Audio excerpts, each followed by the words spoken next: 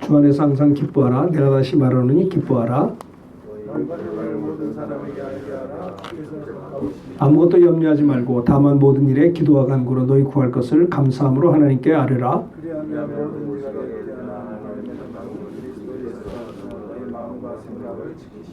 아멘. 따라합시다. 성도의 감사생활. 맥추감사주의를 맞이해서 지난주에도 감사에 대한 설교를 했는데 어떻게 말씀을 전할까 생각을 해보았습니다. 사도 바울을 생각합니다. 사도 바울이 빌립보 감옥에서 쓴 편지가 빌립보서예요. 그래서 이 빌립보 4장 4절에 있는 말씀을 특별히 7절까지 생각해 보았습니다. 바울은 다메섹에서 예수를 믿었죠. 거기서 구원을 받게 되었습니다. 다메섹 이전에는 예수 믿는 사람이 아닙니다. 예수 믿는 사람을 잡아서 핍박하고 감옥에 가두는 역할을 하는 사울이었습니다. 바울의 과거 이름은 사울이죠. 사울은 바리새인 중에 바리새인이고 유대교인이고 가말리엘의 문화생이고 그리고 또한 베냐민 지파였습니다. 사도 바울은 구약에 아주 능통한 율법 학자입니다. 근데 어느 날 나사렛 예수라고 하는 시골 동네 나사렛 예수라는 분이 오셔서 내가 하나님의 아들이다 이래버리니까 신성모독으로 생각을 했어요.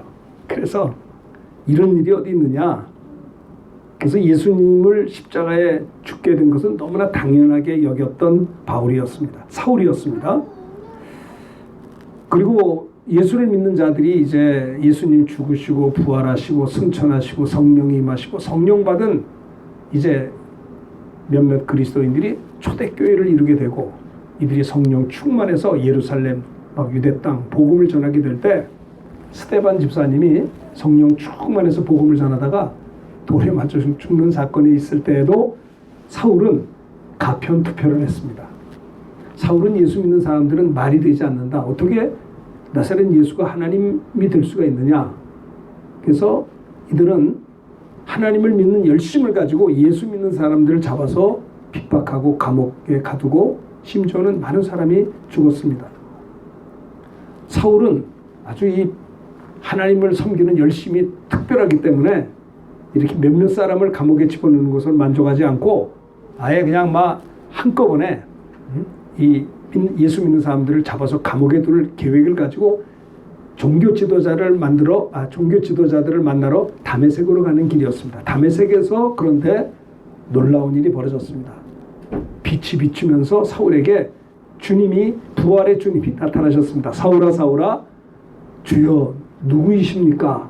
나는 내가 핍박하는 예수라. 사울은 부활의 주님을 만나게 된 것입니다. 십자가에 못 박혀 죽어서 무덤에 장사 지낸까지 다 보았는데 아니 주님이 부활하신 주님. 사울은 생각했습니다. 자기가 구약 성경에 보면 메시아가 오신다고 했는데 그분이 바로 나사렛 예수라고 하는 것을 다메섹에서 부활의 주님을 만난 다음에 사울이 엄청난 충격을 받고 다메섹에서 예수님을 구주로 구약에 예언된 메시아 구세주로 믿고 영접하고 구원을 받게 됩니다. 너무 충격을 받아서 그런지 눈이 멀어버렸어요. 그리고 3일간을 잠도 자지 아니하고 밥도 먹지 아니하고 사울이라는 청년이 하나님 앞에 식음을 전폐하고 기도하였습니다. 기도하던 중에 하나님께서 아나니아에게 나타나셔서 아나니아야 저 사울에게 가서 성령 충만을 위해서 함께 기도 좀 하라. 그랬더니 아나니아가 주님에게 말씀합니다. 주여 저 사울이라는 사람은 얼마나 예수 믿는 사람들을 핍박하고 교회를 핍박하는 자인데 제가 어떻게 가서 저 사람을 위해서 성령 충만하게 기도할 수 있겠습니까? 했더니 주님이 아나니아에게 말씀하십니다. 아나니아야 저 사울은 이방 사람들을 구원하려고 택한 나의 그릇이다. 이렇게 말씀했어요. 그래서 아나니아가 주님의 말씀에 순종하여서 사울에게 갑니다.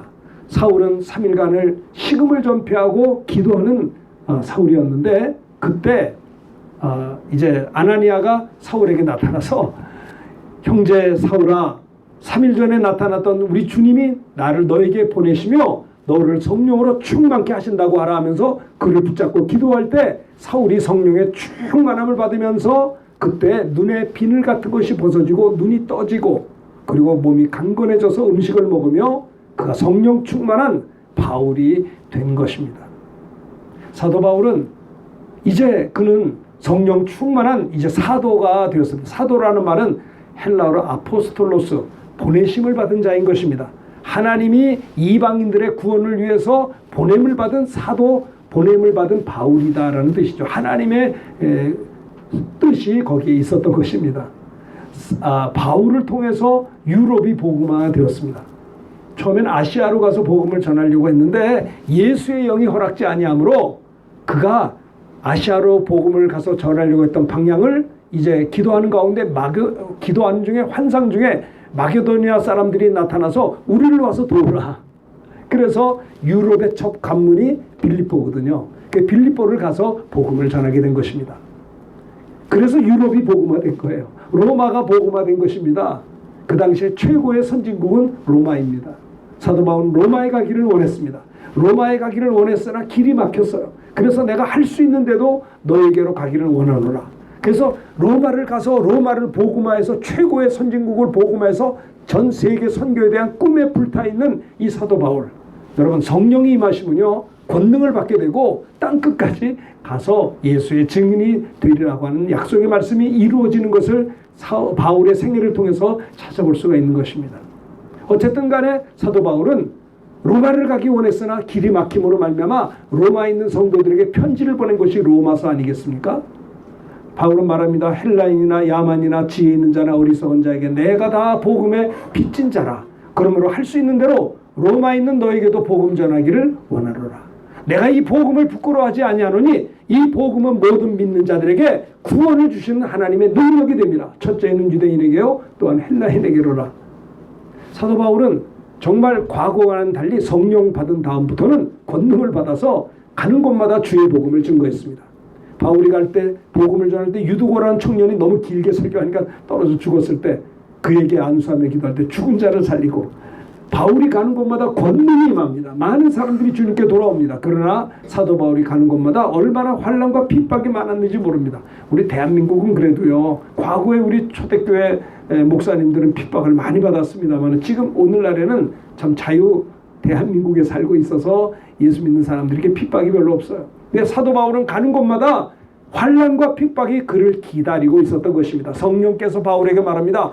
바울아, 네 앞에 환난과 결박이 기다리고 있어. 이렇게 말씀하시나 주 예수께 받은 사명, 곧 하나님의 은혜의 복음을 증거하는 일을 마치려 하면은 내 생명을 조금도 귀한 것으로 여기지 아니합니다. 사도 바울이 이게 말이죠. 예수 믿고 은혜 받고 성령 충만한다고 핍박이 없어요. 아직까지는. 복음을 전하면 핍박이 있는 겁니다. 스데반 집사님도 성령 충만했습니다. 이제 입종감을 가만히 있으면 안 죽었을 거예요. 복음을 전하면 그때부터 돌팔배가 날려오게 돼요. 믿음은 들으면서 나고 들으면 그리스도의 말씀으로 말미암기 때문에 복음이 증거되어지고 예수 그리스도의 복음을 증거해서 많은 사람들이 복음을 듣다가 예수님을 믿고 영접하게 되면 구원받잖아요.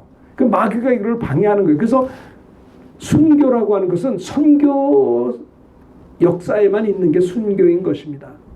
사도 바울은 결국은 로마를 복음화해서 로마의 왕 앞에 가서도 복음을 전했습니다.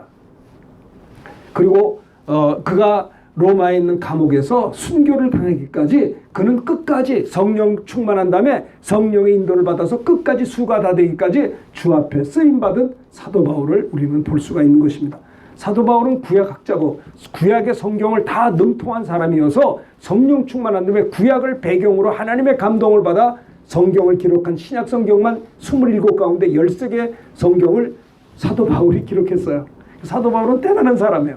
그래서 사도 바울은요, 자기가 세상에는 훌륭한 학자요, 많은 권리가 있는 사람이지만 로마 시민권 이런 것보다도 그는 예수 그리스도의 복음을 위해서 이 세상의 모든 것을 배설물로 여겼다고 했습니다. 그것이 사도 바울의 신앙 고백인 것이죠. 제가 왜 이런 맥주 감사 주일에 이런 얘기를 하냐면, 여러분 요즘에 얼마나 코로나 인해서 사업하는 분들도 이게 막 살얼음판을 걸고 맥주 감사 주일날 헌금하시오, 감사하시오. 뭐 있어야지 헌금을 하죠. 지금 사업이 빚을 내서 종업원들에게 월급 주고 일하는 사장님이 얼마나 하는 줄 아세요? 정말 어떤 업종은 완전히 눈을 내린, 뭐 감사할 게 있겠어요. 6개월 동안 지난 날들을 감사하고 6개월 동안 지켜주셔서 감사해서 우리 헌금하자. 이 말이 돼요? 해야 되잖아요. 그런데 저는 생각해 봤어요. 뭐가 그렇게 감사하냐? 사도 바울은 뭐가 그렇게 기쁘냐? 사도 바울이 무슨 뭐 빌립보의 4장 4절에 있는 말씀을 쓸 무슨 경황이 있을까요? 사도 바울이 복음을 빌립보 감옥에 들어간 것은요. 빌립보 감옥에 들어간 것은요. 그가 바울과 실라가 나가 성령 충만한 그들이 나가 복음 전하다가 귀신 들린 여자가 있었습니다. 그는 점치는 귀신 들린 여인이 되어서 그 주인을 이롭게 이익을 가져다 주는 여인이 있었어요. 그런데 그 여인이 계속 자기를 따라오면서 저는 하나님의 길을 예비하는 자요 하나님의 종이요 거룩한 하나님의 사람입니다라고 말하니까 사도 바울이 너무나 안타까워서 그 불쌍한 여인을 향해서 그 속에 있는 귀신을 쫓습니다. 내가 예수의 명하노니 너희 속에 있는 점치는 귀신아 떠나갈지어다 명령하니까 이 여인 속에 있는 귀신이 떠나갑니다. 떠나감으로 말미암아 이 여인이 점을 치고 돈을 벌어서 자기 주인을 이롭게 했는데 귀신을 쫓으니까 점을 칠 수가 없어요. 그러니까는 이 주인이 내 여종 이 여자를 속에 있는 귀신을 쫓아낸 사도 바울을 멱살을 잡고 관가로 끌고 와서 두들겨 패고 고발하고 옷을 찢기고 벗기고 감옥에 집어넣고 무슨 사형수 모양 발을 착고에 든든히 채우게 된 거예요. 생각해 보십시오. 바울이 뭘 잘못했습니까? 불쌍한 여자, 귀신 들린 여자 속에 있는 귀신을 쫓아줬고 고침받게 했고 새 인생을 살게 해줬는데 돌아오는 결과는 환난과 핍박이었어요. 감옥까지 들어가게 된 겁니다. 생각해 보십시오. 우리 형제가 그런 일이 생겼다. 우리가 얼마나 가만히 있겠어요? 막 탄원하겠죠. 이럴 수가 있느냐? 뭘 잘못했느냐? 따져야 될 거 아닙니까? 분하지 않으세요? 이렇게 기가 막 아마 보통 사람 같으면요 감옥에 들어서 잠을 못 잤을 거예요. 분해가지고 내가 주의 일을 하고 거룩 그 여인을 도와준 것밖에 없는데 나를 때리고 옷을 벗기고 막 감옥에 가둬두고 이건 뭐 언제 또 어떻게 될지 모르는 이 불확실한 이런 상황 속에서 빌립보 감옥에 갇혀서 빌립보 성도들을 향해 편지를 쓴 게 빌립보서예요. 빌립보서의 주제는 뭐냐? joyful, 기쁨이에요. 기쁨. 뭐가 이렇게 감옥에 들어가기 기쁜가요? 여러분 감옥은 불편해요. 예전에 제가 양천구 목동에서 목회를 할 때 양천 경찰서에 그 죄수들이 거기 있더라고요. 그 경찰서 내에도 구치소가 있어요. 거기서 이제 우리 교육 목사님이 가서 전도하자고 그래가지고 전도를 했는데 이게 옥에 들어간 그 구치소에 들어간 사람에게는 첫째 양말을 다 벗겨요. 그 양말을 왜 벗기는지 모르겠어요. 참 불편한 생활을 해요. 사도 바울은 아무 죄도 없이 얻어맞고 옷을 찢기고 그리고 옥중에 들어가서 그가 한 말이 뭔지 아세요? 항상 기뻐하라. 내가 다시 말하노니 기뻐하라고 했어요. 객관적으로 볼 때 이게 좀 이상한 사람 아니에요? 그래요. 예수 믿는 사람은 이상한 사람이에요. 어차피 이 세상 사람이면서 동시에 하나님의 자녀이기 때문에 하나님 나라의 시민권이 있기 때문에 항상 기뻐하십시오. 빌립보 성도들이 근심 걱정하며 위문하고 여러 가지 염려하고 기도해주고 있는 빌립보 성도들을 향해서 빌립보 4장에서 사도 바울은 항상 기뻐하세요. 내가 다시 말합니다. 기뻐하십시오. 너무 분하게 생각하지 마십시오. 여러분들의 관용을 모든 이들에게 알려주십시오. 관대하게 용서해 주십시오. 저들이 알지 못하고 하는 것입니다. 성령 충만 받으면 권능을 받아서 막 병든 자를 고치고 귀신을 쫓아내고 복음을 전하고 막 능력이 있어요. 근데 성령 충만의 또 다른 면은 뭐냐? 여러분 스데반 집사님은요 성령 충만해서 복음을 전했을 때 돌에 맞아 순교하고 있는 순간에도 그는요 아버지여 저들의 죄를 사시옵소서 저들이 알지 못하고 주님의 기도를 했어요. 이게 성령 충만 아닙니까? 여러분 오늘날까지 살아오면서 인생을 살아오면서 여러분들을 불편하게 했던 사람이 있을 것입니다. 목사님 내가 다른 사람은 다 용서해도 저 사람은 용서할 수 없어요 라고 하는 분도 혹시 있을지 모르겠어요. 질문해보면 인생을 살아오면서 세상 말로 파편을 안 맞은 사람이 어디 있겠습니까? 아마 우리들 가운데 한 사람씩 일어서서 내가 이런 일에 굉장히 억울했던 일이 있습니다라고 돌아가면서 얘기할 수 있다면 아마 우리는 다 마음이 불편할 것입니다. 그런데 돌에 맞아 죽는 현장에도 스데반은 성령 충만함으로 말미암아 그를 위해서 기도했다라는 겁니다. 사도 바울이 그랬습니다. 자기를 결박하고 빌립보 감옥에 넣은 저들을 향해서 여러분들이 그들을 대적하지 말고 원수가 풀려고 하지 말고 여러분들의 관용을 모든 사람에게 알게 하십시오. 왜? 주님이 가까우십니다. 그리고 여러분들은 아무것도 염려하지 말고 오직 모든 일에 기도와 간구로 감사함으로 하나님 앞에 기도하십시오. 오늘 이 추수감사주의를 맞이해서 감사에 대한 어떤 그런 것이 좀 우리에게 확립될 수 있는 그런 은혜가 있게 되기를 주님의 이름으로 축원합니다. 우리 전도사님이 저에게 이런 얘기를 했어요. 목사님 큰아들은 참 매너가 좋아요. 내 그 소리 듣고 기분이 좋았어요. 그래서 사업을 잘하는 거예요. 대인관계가 매너잖아요. 윗사람을 윗사람으로 볼 줄 알아야지. 돈 좀 많이 번다고 폼 잡는 이상한 사람들 많잖아요. 전사님이 저에게 그런 얘기할 때 내가 기분이 좋았는데 그건 그냥 된 게 아니에요. 이유가 있는 거예요. 제가요 한 30년 전인가 저 목동에서 목회할 때 그 서산 제일교회 우리 선배 목사님 교회 중고등부 하기 수련회 강사로 제가 가서 집회를 한 적이 있었어요. 그런데 내가 그 서산은요 이제 충청도 아니에요. 옛날 30년 전에는 너무 가까운 이제 동문 신학교 선배 목사님이시니까 저보다 3년인가 선배예요. 그 사택에서 제가 숙식을 했어요. 여기서 잠자고 가서 설교하고 이렇게 하라는 거예요. 뭐 호텔이나 여관 가지 말고 그래서 같이 있었어요. 근데 제가 깜짝 놀란 게 그분이 미국에서 공부하다가 오셔서 서산제일교회 담임으로 오셨는데 자녀가 셋이었어요. 사모님이 있고 자녀. 근데 우리 아이들보다는 나이가 좀 더 많아요. 아이들이 국민학교 다니는 초등학교 다니는 아이들인데 제가 깜짝 놀란 게 있었어요. 그 아이들이 부모님한테 존댓말을 쓰는 거예요. 그게 막 나는 소름이 돋더라고요. 무슨 존댓말을 요즘 그러지 않잖아요. 아이들이 뭐 어머니 아버지 그랬어요 저랬어요. 이게 어색했었어요. 근데 그거 하는데 너무 자연스러운 거예요. 그래서 제가 그 사모님한테 여쭤봤어요. 아니 사모님 어떻게 저렇게 말을 저렇게 해요? 아니 어떤 교육을 했길래 부모님한테 저렇게 존경어를 사용하나요? 그랬더니 사모님이 웃으시면서 하는 말이 목사님 제가 비결을 가르쳐 드릴게요. 큰아이가 셋째 중에서 제일 큰아이가 초등학교 입학할 때 불렀대요. 부르면서 내가 초등학교 들어가면 학생이지. 그러니까 너가 이제는 학생이 되면은 이제 언어도 바꿔야 돼. 부모님은 너 어머니 엄마 아빠는 너희 친구하고 달라. 너희 친구들하고는 이렇게 이야기할 수 있지만 친구들이 쓰는 용어를 부모님한테 쓰는 건 아니야. 네가 어렸었기 때문에 몰랐지만 학교 들어가서 이제 달라져야 돼. 그러면서 이제 아이들에게 초등학교 1학년 들어가면서 존댓말을 하겠다는 거예요. 그 존댓말을 하는 거야. 애들이 하려니까. 다녀오겠어요. 뭐 이러니까 그 부모님이 못 듣겠더래요. 너무 이상해가지고 어색해서. 하라고 해서 아이들이 하지만은 그거를 진짜 어색했다는 거예요. 근데 한 달쯤 지나니까 자연스러웠대요. 큰아이가 초등학교 들어가면서 그렇게 부모를 존대하는 사용을 했어요. 둘째도 들어가면서 그 위에 형 따라서 또 하고 셋째도 또 하고 그러다 보니까 아이들이 부모님에게 경어를 사용한다는 거예요. 아무것도 아닌 것 같아도요. 그렇지 않습니다. 이것이 윗사람을 존중하는 비결이 되는 거예요. 제가 그거를 보고 제가 얼마나 또 순발력이 있어요. 집에 와서 또 시작을 했어요. 그래, 초등학교 들어갈 때 너도 그렇게 해라. 하더라고요. 하는데 진짜 못 듣겠더라고요. 만나기가 싫어. 자꾸 이렇게 존댓말 쓰니까 그걸 어색해가지고 듣지를 못하겠어요.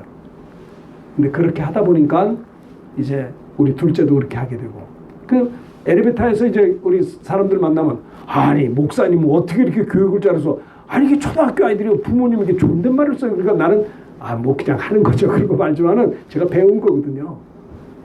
대단히 중요한 것입니다. 이것이 잘하면요 위에 이제 어려서 배운 그것이 나중에 그 사람의 대인관계에 큰 아름다움이 된다는 걸 아시나요? 너무 차원 높은 얘기라니까 어리둥절하시네. 제가 일본에 가서 재작년에 오사카 미쿠니 교회에서 집회를 했거든요. 제가 깜짝 놀란 게 뭔지 아세요? 일본 사람들이 예수 안 믿습니다. 1억 3천만 가운데 크리스찬 개신교회 12만 밖에 안 돼요. 북한은 2,500만 되나요? 2,500만 가운데 크리스찬이 40에서 50만 명이거든요. 근데 일본은 1억 2천만 3천만의 그 많은 인구 가운데 크리스찬이 12만 명이에요. 무슬림만도 못해요. 와, 땅끝이 나는 북한인 줄 알았는데 일본이더라고요. 일본은 사회 구조적으로 예수 못 믿게끔 만들어놨어요. 기가 막힌 그런 이상한 불신앙적인 사회 시스템이 있어요. 깜짝 놀랐어요. 일본 가가지고. 그런데 예수를 일본 사람들 믿으면 확실하게 믿어요. 시시하게 믿지 않아요. 성수주의라고요. 교회 나오자마자 11조 생활하고요. 세상을 끊어버려요. 그렇게 예수 믿어요. 일본 사람이 예수 믿기가 정말 힘든데 한번 믿으면 얼마나 정직한 줄 아세요? 근데 내가 놀란 게 뭐냐면요. 집회를 하는데 제가 어떤 오후 예배 때는 3시간 설교를 했어요. 2시간 정도 넘게 설교를 했는데 어른들이야 이러고 앉아서 듣는데 청년들도 듣고요. 중고등생들도 이렇게 듣고요. 주일학교, 유치원 애들도 이러고 앉아서 3시간을 듣고 내가 놀랐어요. 아니 쟤네들이 돌아다니지도 않아. 떠들지도 않고 너무 충격을 받았어요. 일본이 왜 저러지? 예의가 너무 바른 거예요. 찾아볼 수가 없어요. 그래서 나중에 그 성사님한테 여쭤봤어요. 아니 일본 우리 한국은 말이요. 식당 가면 애들이 난리 법석을 떨어서 주인한테 혼돈하고 이거 컨트롤이 안 되는데 막 엘리베이터에서도 막 떠들고 난리치고 누가 컨트롤도 안 하고 이런데 일본은 예수도 안 믿는 사람들이 어째서 이렇게 매너가 좋고 저렇게 예의가 바릅니까? 그렇게 물어봤더니 일본 사람들이 뭐라는 줄 아세요? 우린 유치원 때부터 교육한다는 거예요. 남에게 누를 끼치지 않고 말 함부로 하지 않고 이걸 잘 교육해서 예절이 그렇게 바르다는 거예요. 곽선희 목사님이 설교하는 걸 제가 들었어요. 그분이 1963년에 유학을 가셨나? 미국 가서 집회를 했는데 곽 목사님이 연세가 높잖아요. 옛날 얘기를 하시는 거예요. 그 어떤 이제 교회 가서 이제 설교를 하는데 토요일 날 가서 민박을 했대요. 교인집에서 잠을 자고 주일 날 설교를 하고 이렇게 이제 그런 주간이 있었대요. 그래서 이제 민박을 하는데 그 미국 사람 집에서 이제 민박을 하면서 아침 식사를 같이 하는데 그 어린 아이들이 밥을 먹고 이렇게 이제 같이 이제 앉아서 먹는 거죠. 그러니까 어린 아이가 밥을 먹다가 숟갈을 떨어뜨렸대요. 그러니까 엄마가 막 그 숟갈 뜨니까 먹을 수가 없으니까 이제 의자가 높잖아요. 그러니까 자기 그 스푼을 떨어뜨리니까 막 우니까 엄마가 빨리 저기 가서 이거 먹으라고 씻어가지고 줬대요. 그러니까 얘가 먹으려고 하니까는 그 엄마가 딱 막더래요. Say something. 뭐라고 말 좀 해. 그러더래요. 그 아이가 이러고 울면서 뭐 왜 그러지? 밥 먹으려고 하는데 Say thank you. thank you라고 말을 해야 될 거 아니야. 그러니까 yes mom.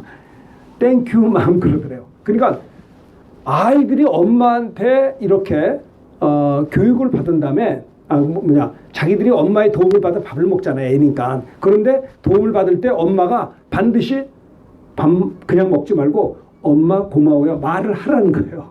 어박에. 그러니까 그 아이가 눈물을 끄치고 엄마 고마워요. 그리고 밥 먹었다는 거예요.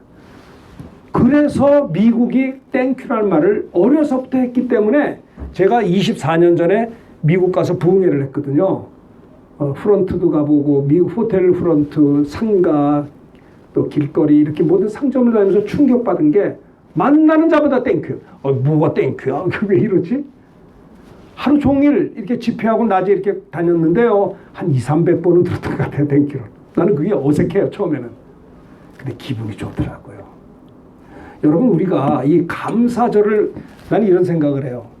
정말 우리가 누가 수준 높은 자냐? 변함이 없는 자가 수준 높은 것입니다. 누가 좋은 친구냐? 친구가 어떤 상황에서도 변하지 않는 그런 꾸준한 친구가 좋은 수준 높은 친구입니다. 뭐가 선진국이냐? 온도를 이야기해요. 선진국이라고 하는 것은 온도가 일정한 게 선진국의 척도랍니다. 선진국에 가면요 모든 실내 공간은 시원해요. 에어컨이 들어와요. 아니 예배도 안 드리는데 예배당에 에어컨을 틀어놓더라. 이게 뭐야 이게? 물론 전기값이 싸서 그런지 모르지만 실내만 들어가면 시원해요. 우리는 어때요? 실내는 복도가 더워요. 엘리베이터는 더 더워요. 그런 후진국이에요. 근데 우리 상가도 엘리베이터에 뭡니까? 에어컨이 들어오더라고요. 복도에도 들어오고. 이것이 온도가 일정한 게 수준 높은 선진국형이라는 거예요. 제가 미얀마 있을 때는요. 밖에도 40도인데 실내도 더워요. 그냥 선풍기 돌아가면 다행인 거예요. 에어컨이 별로. 에어컨이 있어도 방에만 있지 복도에는 없어요. 이게 온도가 일정한 게 수준 높은 것입니다. 신앙이 우리 친구들 중에서 뭐가 수준 높은 친구냐?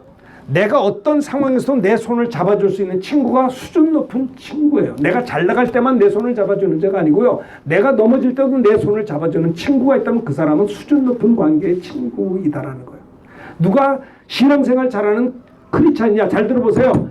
여러분들이 희노애락이 있을지라도 어떤 상황에서도 여호와 하나님을 변함없이 섬기는 그분이 수준 높은 그리스도인이라는 거 아세요? 변함없는 그리스도인 말입니다. 어떤 상황에서든지. 맥주감사주를 맞이해서 정말 어려우신 분들은 진짜 어렵거든요. 헌금 한번 하기가 힘들 정도로 어려워요. 아니, 직원들을 빚을 내서 월급을 주는 그 사장님이 무슨 헌금할 돈이 어디 있겠어요? 빚을 내서 해야 되는 거예요. 일단은. 우울하기 짝이 없는 감사절이, 우리나라가 5만 8천 개의 우리 개신교 교회가 있는데 얼마나 힘들까, 이런 생각을 해봅니다. 그러나 우리가 생각할 때 사도 바울을 생각해 보았어요. 사도 바울은 빌립보 감옥에 갇혀 있어요. 얻어맞았어요. 몸이 쑤셔요. 아파요. 힘들고 분하고 억울해요. 자기의 앞길이 어떻게 될지도 알지 못해요. 감옥에 갇혀서 어떤 누명을 써서 죽을 수도 있어요. 그때는 초대교회는 예수 믿는 사도들이 정말 얼마나 많은 사람이 순교를 당했습니까? 그런 위험한 상황 속에서도 사도 바울은 빌립보 감옥에서 하나님 앞에 기도하며 하나님을 찬양하고 영광을 돌렸어요. 그때 하나님이 응답하셔서 지진이라고 옥문이 열리고 하나님께 영광을 돌렸던 것입니다. 우리가 예수 믿는 다음에 잘 되고 다른 사람에게 대접을 받고 좋을 때만 기뻐하는 게 아니고요. 사도 바울은 옥중에서도 빌립보 성도들, 자기를 향해 염려 걱정하는 빌립보 성도들을 향해 말합니다. 항상 기뻐하십시오. 내가 다시 말하겠습니다. 기뻐하십시오. 여러분들의 관용을 모든 이들에게 알려주십시오. 주님이 가까우십니다. 그리고 여러분들은 아무것도 염려하지 마시고 오직 모든 일에 기도와 간구로 하나님 앞에 감사함으로 하나님께 기도하십시오. 그리하면 모든 지각에 뛰어나신 하나님의 평강이 여러분의 마음과 생각을 붙들어 주실 것입니다. 정말 이 자녀 교육이 참 중요한 것 같아요. 유대인들을 우리가 따라가지를 못해요. 유대인들이 말입니다. 유대인들이 우리나라 인구의 반의 반도 안 되잖아요. 그런데 유대인들이 몇 만인지 모르겠는데 우리보다 적은데, 아니 노벨상을 휩쓰는 거 보세요. 미국의 정계를 잡고, 그리고 미국의 금융권을 잡고 있어요. 미국의 아이비리그의 교사들의 거의 30%가 유대인들이에요. 유대인들은 정말 천재적인, 그러니까 그들이 왜 그렇게 태어났을까요? 하나님의 말씀으로 어려서부터 말 배우면서 모세오경을 공부해요. 여호와 하나님의 말씀으로 무장하게 돼 있어요. 그래서 유대인들은 뛰어난 민족이 되리라고 하는 구약성경의 약속이 이루어지는 거예요. 어렸을 때 교육이 얼마나 중요한지 아십니까? 어렸을 때부터 믿음으로 양육하고, 어린아이를 사탄이 그를 도적질하기 전에 하나님의 말씀으로 양육하고 말씀으로 무장케 하고 이 세상을 이기게 만들고 기도할 줄 알게 하고 하나님을 경외할 줄 알게 하고 하나님을 사랑할 줄 알게 하고 주님을 위해서 살게 하고 어려서부터 성령을 받고 예수를 믿고 말씀으로 무장해야 될 것입니다. 한 번밖에 없는 인생입니다. 여태까지 우리가 실수하고 실패하고 길게 아까운 시간을 낭비하고 주님을 사랑하지 못하고 말씀대로 살지 못하고 불순종하고 살았지만, 이제는 우리가 하나님 앞에서 어떻게 보면 이 코로나 바이러스가 축복인지도 몰라요. 제가 우스갯소리로 이런 얘기를 했어요. 코로나 때 바람 피는 사람 있을까요? 아마 못할 거요. 네? 바람둥이들도 조심해야 될 거 아니에요. 하나님이 징계할까 봐 회개할 거 아니에요. 농담으로 한 얘기입니다. 죄 짓는 사람은 계속 죄를 짓죠. 이 코로나 때문에 우리가 더 겸손을 배우고 더 종말론적 신앙을 갖고 더 하나님 앞에 뜨겁게 나아가고, 우리가요 전염병은 조심을 해야 되지만 두려워할 이유는 없다고 저는 생각해요.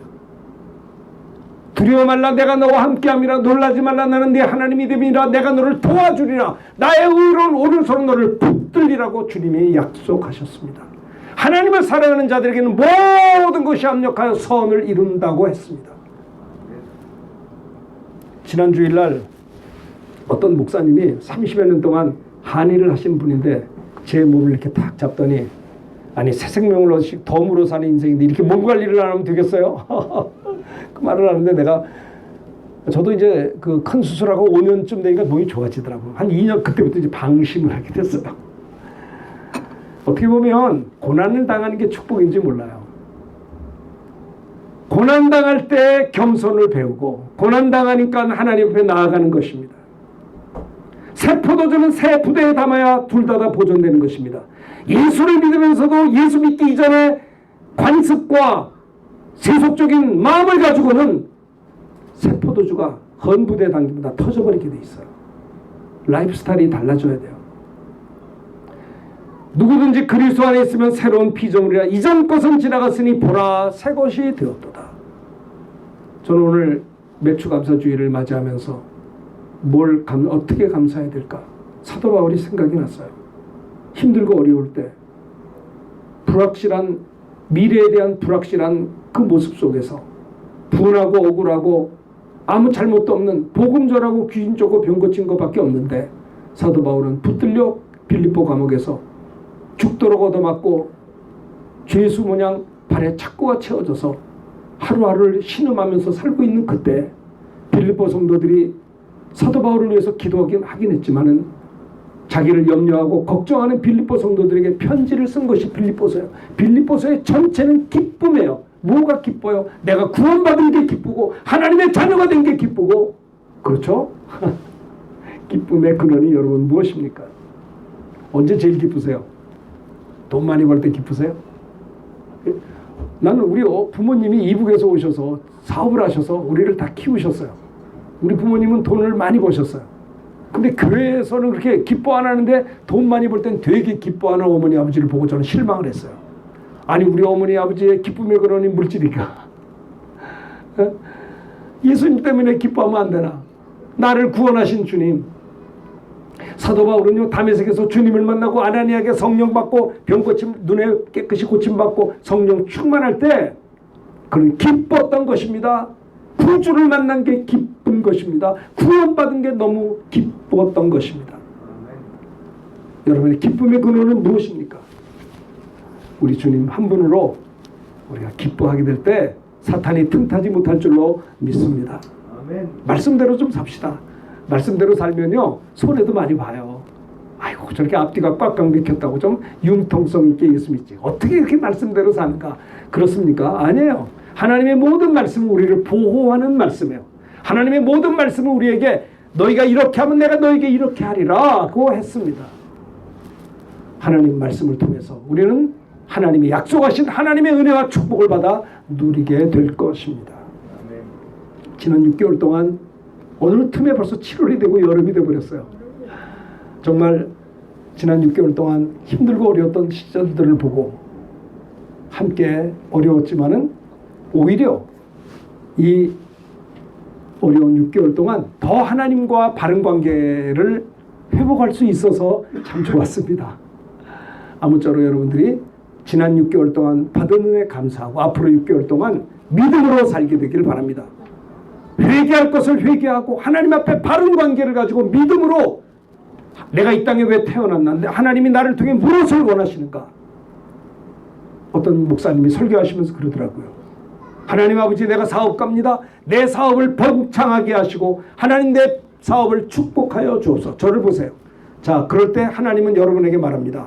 내가 사업이 잘 되기 원하느냐? 날 보세요. 너가 사업에 축복을 받기 원하느냐? 그 이유가 뭐냐? 하나님이 뭐라 하냐면 저를 보세요. 나를 설득 좀 해봐라. 네가 잘 돼야 될 이유에 대해서 나를 설득해 보시오. 하나님이 그렇게 말씀하셨다는 거예요. 내가 이렇게 풍성하게 사업이 확장되고 잘 되고 풍성해지는 것에 대해서 네가 그게 소원이냐? 알겠어. 그러나 하나님이 내가 왜 이렇게 돼야 될 이유를 하나님은 설득해 달라는 거예요. 하나님과 연결되어 있지 않으면 그것은 바벨탑과 같은 것입니다. 하나님 앞에 귀하게 쓰임받는 여러분들의 삶이 꼭 되시기를 주님의 이름으로 축원합니다. 우리가 감사를 입에 뱉으면 참 좋겠더라고요. 감사를. 우리 친구도 옆에 있지만은 내가 너 만나서 좋았어. 고마웠어. 그런데 굉장히 기쁘더라고요. 그럼 나도 그렇거든요. 그 사랑의 고백이 감사의 고백이 미안할 정도로 저에게 격려가 되더라고요. 나도 좋거든요. 나도 고마웠고 감사했고요. 어쩌다가 내가 목사가 되었고 하나님 일을 하는지 죄 때문에 지옥 12번도 가도 할 말이 없는데 구원해 주신 거 감사하고 지나온 세월들 생각할 때 참 부족한 게 많았지만 너무 감사하죠. 우리가 어떤 아이가 그러더라고요. 어머니가 나의 어머니가 되어줘서 고맙습니다. 근데 눈물 나더라고요. 당신이 나를 낳아주신 거 감사하다는 거예요. 어쩌면 당신이 내 어머니냐고 그 한 가지가 감사합니다. 어떻게 당신이 나의 아내가 되었습니까? 당신이 어떻게 나의 남편이 되었습니까? 어떻게 당신이 내 자녀가 되었습니까? 고맙잖아요. 감사하잖아요. 하나님께도 감사하고 우리 주변 이들에게도 감사하고 우리 전도사님에게도 감사하고 이렇게 아름답게 만들어줬잖아요. 그래서 감사패도 줬잖아요. 감사하잖아요.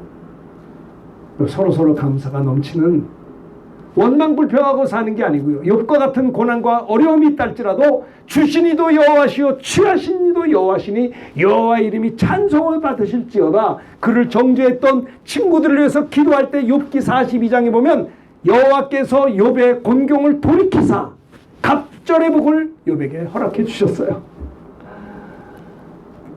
예수 믿는 사람들이 용서하지 못할 자가 어디 있습니까? 나 같은 사람도 용서받는데 내가 주님 십자가 보혈로 내 죄가 1만 달란트보다 큰 건데 내 친구가 나에게 실수한 거는 100대 내련밖에 안 돼요. 용서하지 못할 자가 어디 있나요? 저도 예수 믿고 성령 받고 병 고침 받고 성령 충만 받고 눈 뜨니까 어떤 줄 아세요? 세상에 하나님 내가 용서하지 못할 사람이 하나도 없네요. 고백이 저절로 나오더라고요. 왜? 내가 용서받았으니까.